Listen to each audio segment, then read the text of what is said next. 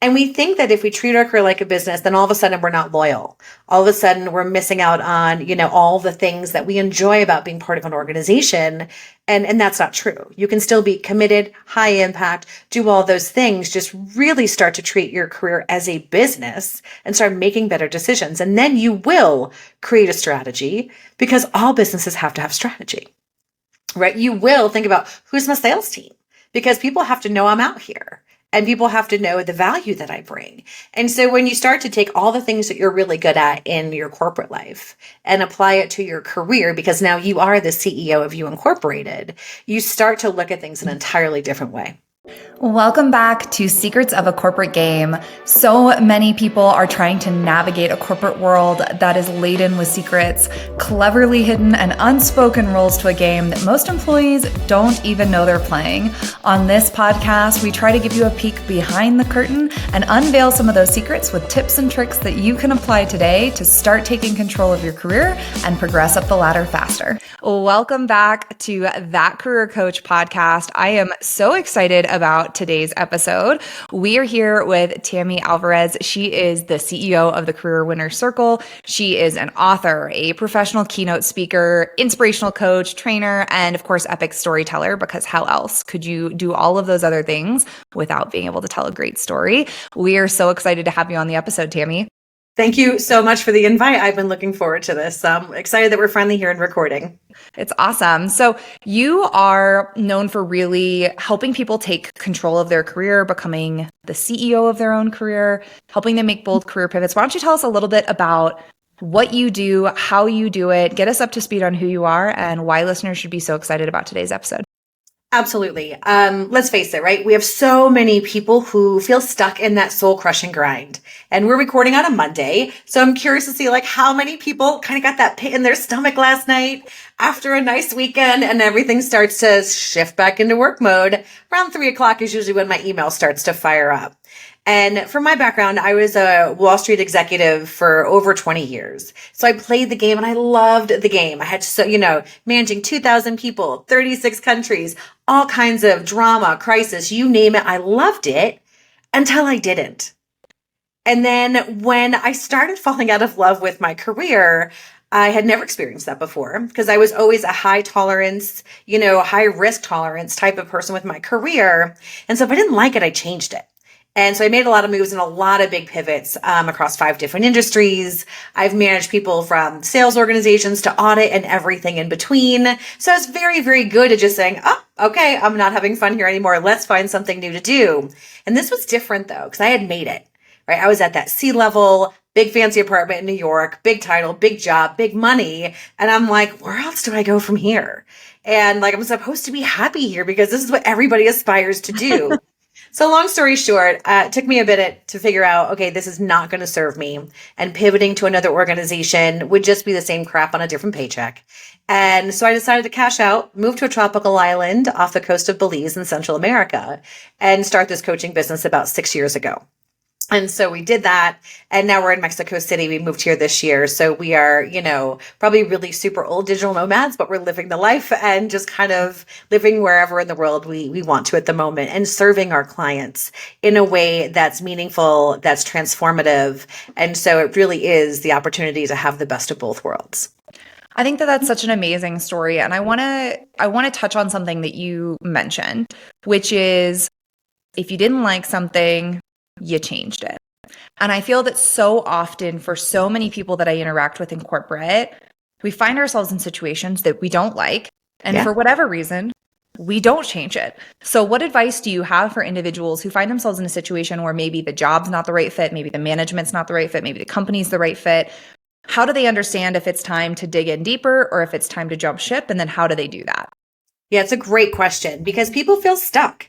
And I think at all points of our career, we tend to feel stuck sometimes. Either the world changes around us and we're sitting here happy and loving everything, and then there's a reorg or a new boss. They're like, okay, hold on. I loved this 5 minutes ago, and now I'm not happy at all. So I think that the very first thing that we should be doing more proactively than we do is constantly checking in. And not only checking in with, is this role serving me? Am I growing? Am I making an impact? Do I feel fulfilled? But also checking in on those goalposts of how we define success. Because I think early in our career, we set this trajectory. We're like, okay, we're going to go here. This is what I went to school for, what I'm supposed to do, what all my neighbors and all my peers are doing. So let's make sure we're keeping up. And then we don't take that time to say, does that still serve me? Is that still where I want to go? And does that goal still fulfill what my purpose is and really where I want to be? And so I think first step to do is if you're feeling those spidey senses that something's wrong, something is wrong. And so listen to those, because when have you ever been in a situation where you've ignored your instincts and been happy you did that, right? You just never are. You're like, I don't know why I didn't listen to myself. And so first check in. If you got those spidey senses, make sure those goalposts that you set for yourself are still on track. And then if they are, then start to do that compare and contrast. It's like, why am I not feeling fulfilled? Why am I not making the impact? And can I do that here with some tweaks in my strategy? Or do I need to step out and do something different with a different organization or something totally different in terms of an entrepreneurial journey or whatever it's going to take to get you to that success that you have now defined for yourself? Yeah, I love that. And I love that it's such a tactical exercise to undergo too, right? Because I think a lot of the time, sometimes we get stuck in the fluff of like, Yes. What do I want to be when I grow up? And I tell clients all the time, at some point in your life, you stop asking that and people start looking at you like, now, right? What you want to be when you grow up, you're done. But you don't. You don't. And 90% of the people I interact with are like, I have no idea. I have no idea about it. Yeah. Well, first of all, don't grow up because it's a trap, right? So let's not fall for that. But you're right. So many people have no idea what they want to do. And the further you get in your career, I think the more embarrassment comes with that. Like you feel like you should have it figured out. It looks like everyone else does, but they don't either. So Kendall, you're spot on with that. And it's so interesting that you mentioned that because, there's that saying going around, like, if you ever want to feel smart, talk to the CEO of a startup, right? Because you want to talk to somebody who has no idea what they're doing. It's somebody whose business just took off and they're like, oh no, we have no idea how to do this, right? And, I love what you said about your goalpost kind of shifting over time because, especially with women, but with anyone in general, I find that as your life evolves, what you think you want can evolve as well. And sometimes we're so married to this vision of our life that we had for ourselves that we're not able to let that go and find the right opportunity, right? In my own career, CFO was my track. I was on track. I was taking the right job. And I was offered a CFO ship and went, do I really want to do that?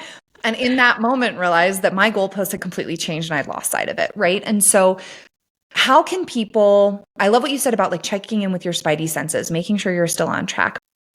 But how do people figure out what those goalposts are?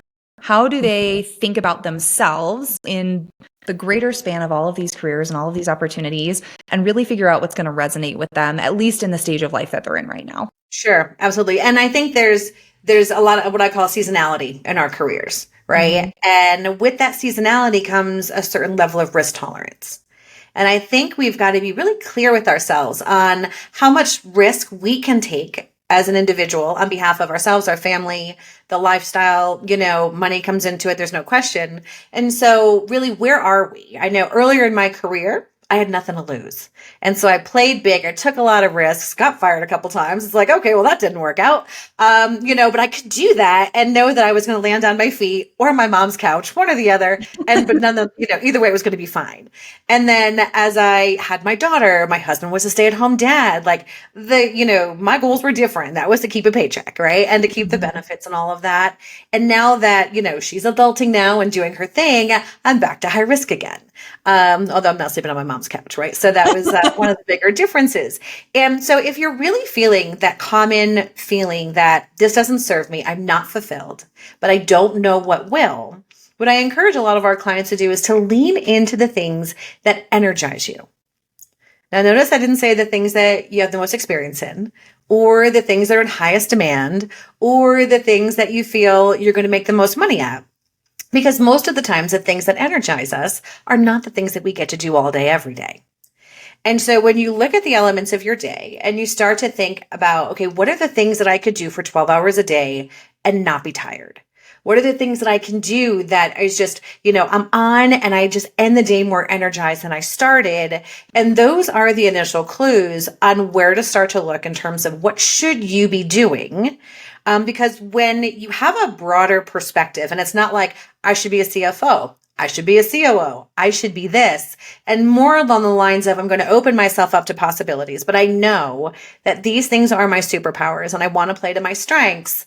And then you start to craft some opportunities around those energy points. Then you are going to find that you're stepping into a career that you didn't expect, but that where you're making an impact, you're feeling like you love what you do again. And instead of that Sunday grind, you're like, ooh, I get to enjoy my weekend and I get to wake up Monday excited about what I'm doing again. Yeah.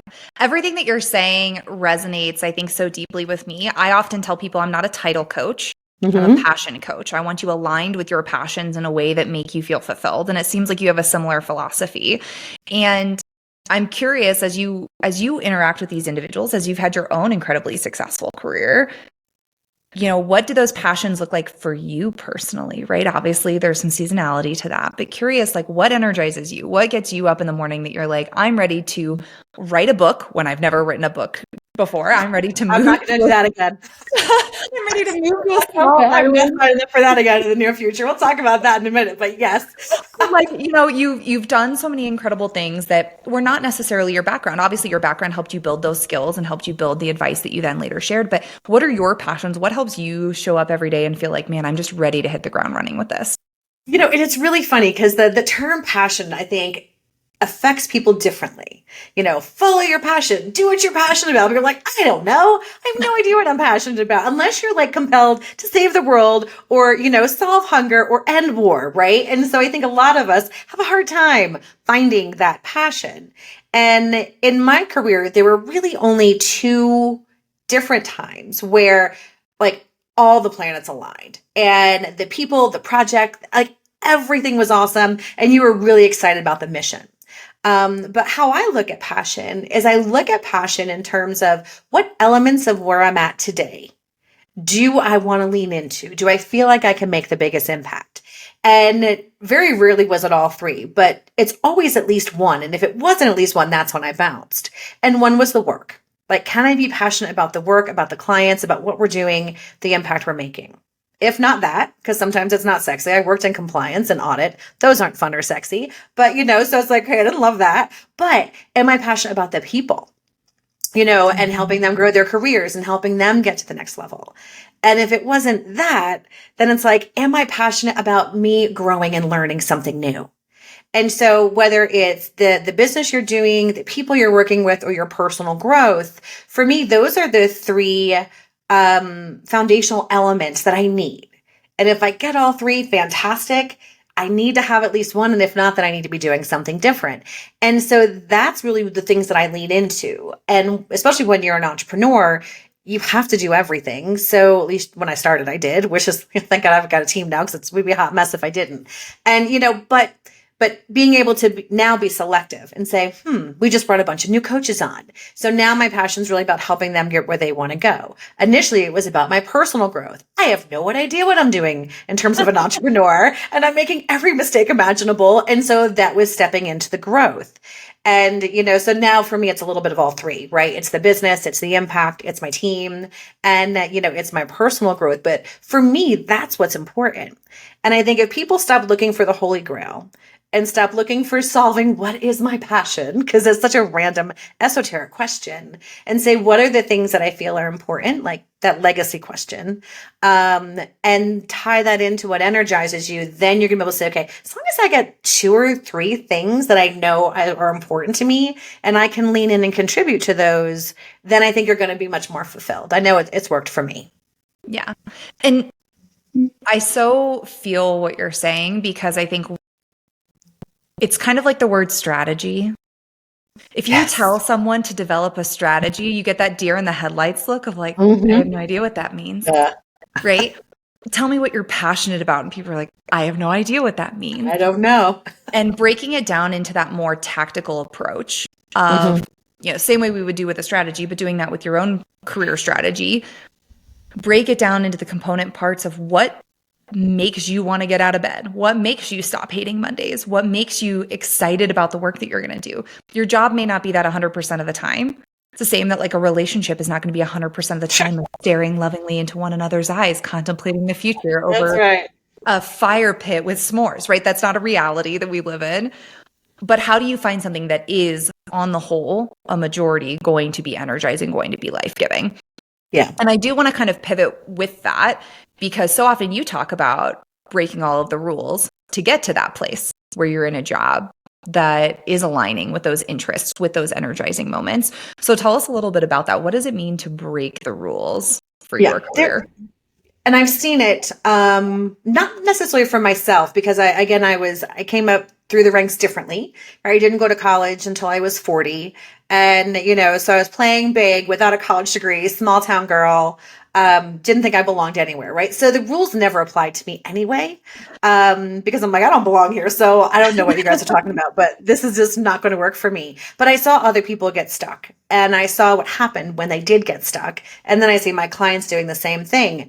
And there are these beliefs that are so ingrained into how we think and act and manage our careers that we don't even know that they're lies. And that's why I call them 5 lies. And things like, as a, mid to senior level person, I'm going to have to, give up everything I've worked so hard for if I want to change careers.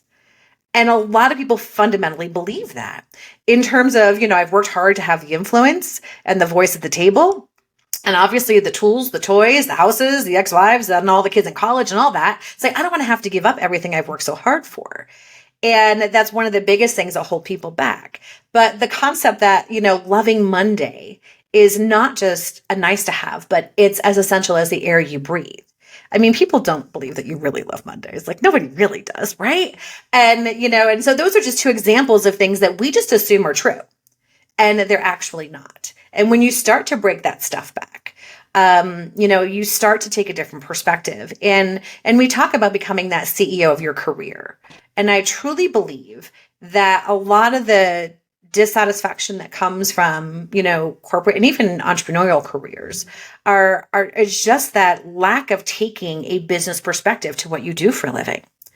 And if you turned yourself into You Incorporated, you are a business offering services in exchange for compensation, benefits, well, little vacation time, all those kind of things. But if you think about it as a business, then you stop becoming a doormat.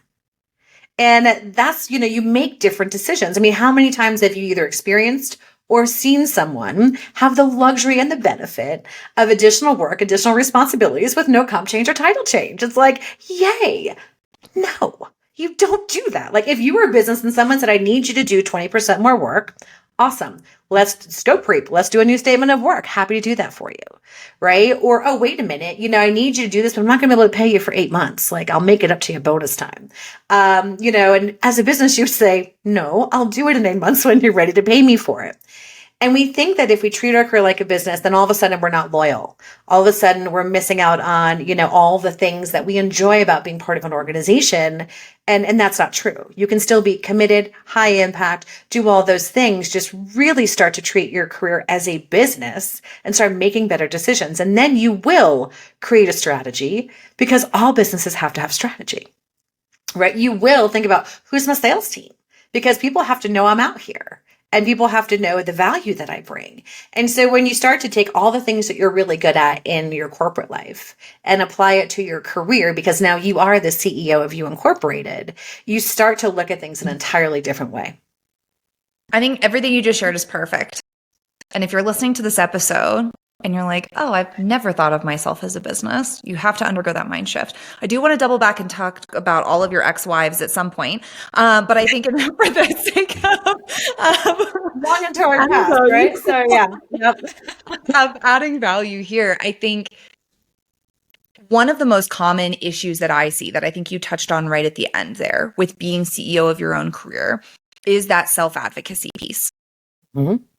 Is that piece of, how do you ensure that people around you know the great work that you're doing, they know the value, and you can articulate it effectively? Because I feel like sometimes people take this CEO-ship of your own career the opposite way, where they start saying, well, no, I won't work for you unless I get a raise, or no, I won't work unless you promote me, or no, I won't do this. And I think that has a place of, hey, this sounds like a good opportunity. It doesn't feel like it aligns with my current role. Can we evaluate that? There's definitely an opportunity for some of that. But the bigger piece is that people take on this work and then they don't do anything with it. They just complete it. They check their box on their daily to-do list. So what advice do you have for people who are stepping into the CEO mentality? They're standing up their sales team. I love that you called it that. What does that look like? How do they then use that sales team to permeate their organization and build that advocacy path for themselves?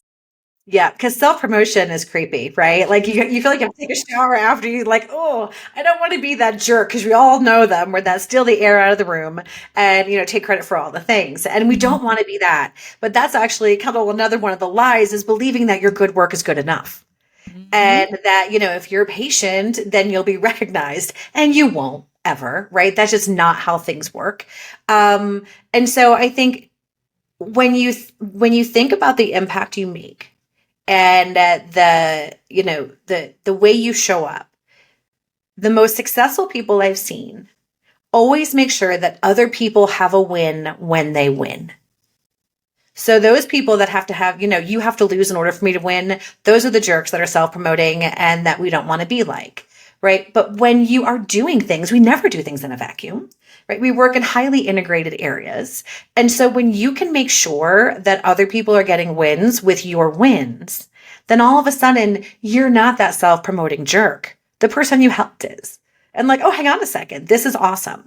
Or if you're able to talk about it, which you should, then you can bring the value to the table in terms of we, not me. And in terms of, sharing your learnings. And the other thing that I think is really important that not enough people do is we do not put a monetary number on the value that we deliver to the organization. And if you don't know how you impact, revenue, costs, and profit margins, no matter how far away from the customer you are, I guarantee you your company does. And so you need to do the math and figure that out, because when you know that because of my work, we generated X millions of more dollars or saved X millions of dollars in expenses, then you show up differently because it's not this kittens and bunnies kumbaya stuff. It's no. Like there's some real hard ROI here. And so it's a combination of, bringing everybody along with you, promoting the group win, moving from me to we, and also being able to monetize your value. That makes it more comfortable and more concrete to be able to make sure that people know the value that you deliver and hold your space in the room so you can negotiate and advocate for yourself more powerfully. Yes. Tammy, we could spend a whole episode diving into just what you said here. And there's so much truth to it, right? I work primarily with executives, right? And you have a similar background. We both were in financial services for a long period of time as well. Lots of overlap in our history. And when I think of the meetings that I have had with executives, almost never do I say, look at this great idea that I've had all by myself that is amazing. Instead, I go, hey, I want to bring to your attention the great work that this person did in order to help get this off the ground and the partnership that these two groups have allotted in order to be able to make this feasible. I appreciate your team's support in this. I'm excited to be able to bring you the results today. And then I jump right into that impact piece. Here's how we measure it. Here's what it looks like. And I feel so often there's this fear that if I give somebody else credit, people will forget that I did stuff. And the reality is, you're the one talking, right? You're in the room to give credit, which means they already know you've done something. And in giving credit, you build stronger relationships. You build advocates in those other people. You also build awareness for the work they did in case they're not able to advocate for themselves. You're doing them a service. Sure. And there's so much importance built into that I feel so many people lose sight of. And then if you work in a highly political environment where people aren't doing that and you're the odd person out, then you feel like you shouldn't, right? You start to reel that back in of like, well, I don't want them to take credit for my work. I don't want And that's where you get that icky competition that you were describing, right? The Well, yeah, person you never want to play small to make others feel bigger, right? Yeah. So I think if you can always look yourself in the mirror and be like, I'm doing the right thing, and doesn't feel slimy, feels authentic, and it blends with that corporate culture. I think a lot of the self-promotion piece as well is timing.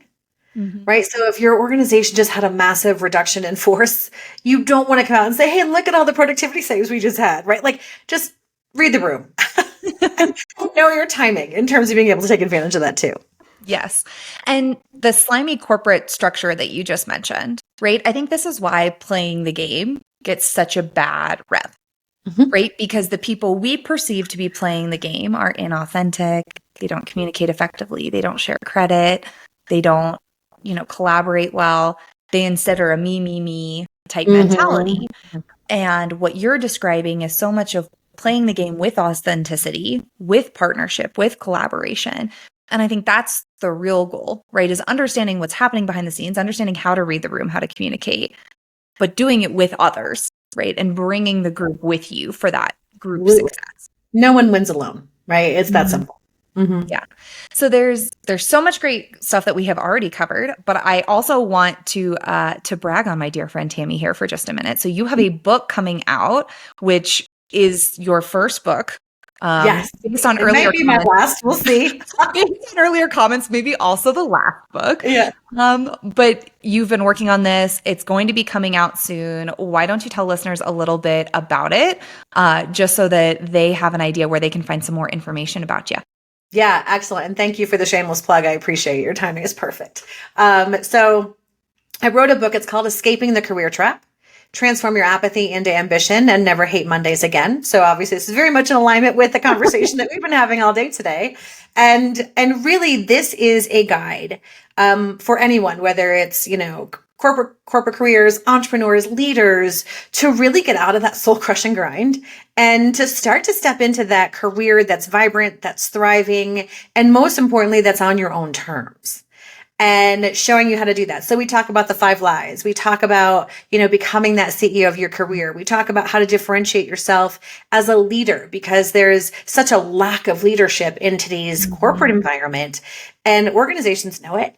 People know it. And they know that, it's proven good leaders make more money and no one seems to care. And so when you are that strong leader, you should be writing your own ticket because you are like pixie dust. You're a unicorn in that field. So you want to be there. And really it's just a guide to really help people find that level of career fulfillment. And then ultimately, reap the benefits of how it impacts our entire life because we don't live in a vacuum. And when your job sucks, chances are good there's parts of your life that suck along with it. And so a rising tide lifts all boats. And when you do that, because the career really does have such a big impact on our whole life happiness, then, putting that time, that effort, that self-discovery in will get you there. So this book has definitely been like delivering a 10-pound baby. I'm not going to writing it was easier than editing it. So it's again, never done it before. So it's been an experience. And I'm actually heading into the studio in 2 weeks to record the audiobook, which is another thing I've never done. So this will be kind of fun. But the book comes out mid-January. So we're going to release it January 15th. You'll be able to find it on Amazon. But for those who really want to take things further, you can also buy that through our website, which is escapingthecareertrap.com, and you'll get discounts off of the transformation guide that goes along with it, which is not a spiral bound, cheesy little companion guide. This is actually an online interactive coaching portal version of being able to support your reading with the book. We've got a small group program that goes along with it as well. So we're just really gearing up to try and serve more people in a much more accessible way. And so while this was definitely delivering a 10-pound baby, and much like, I don't know if you have children, but I have one for a reason, but maybe like once the pain of the first one goes away, I'll think about doing another. But for right now, it's a little, we're right in the throes of bringing it over the finish line. So it's been an experience, that's for sure. That's incredible and such an accomplishment. And I have two because the second one required much more recovery, potentially the rest of my life. So I feel what you're trying to do. I was 2 and done, right? I was 1 and done. So definitely. I love all of this. I always like to end an episode with one material tactical piece of advice. If you could share one thing and nobody listened to the episode, they only listened to the next 1 or 2 minutes, what is the one thing that you would want somebody listening to this to know, to learn, to go do in order to, break their rules and start getting that career that's really going to help them feel that success? I think the one last piece of advice I would leave everybody with is to challenge your definition of success. And once you challenge that and redefine it, because if you do challenge it, it will be redefined, then stop at nothing to make that happen for yourself. Such a good piece of advice for us to end on. Tammy, it has been amazing having you on the podcast. For Thank anyone you. listening, in the description, there will be links to Escaping the Career Trap website. There will be links for where you can check out and learn more about Tammy. Tammy, we appreciate so much having you on the show, and we'll have to have you back soon. Such a pleasure. Thanks again. I appreciate it. This was so much fun.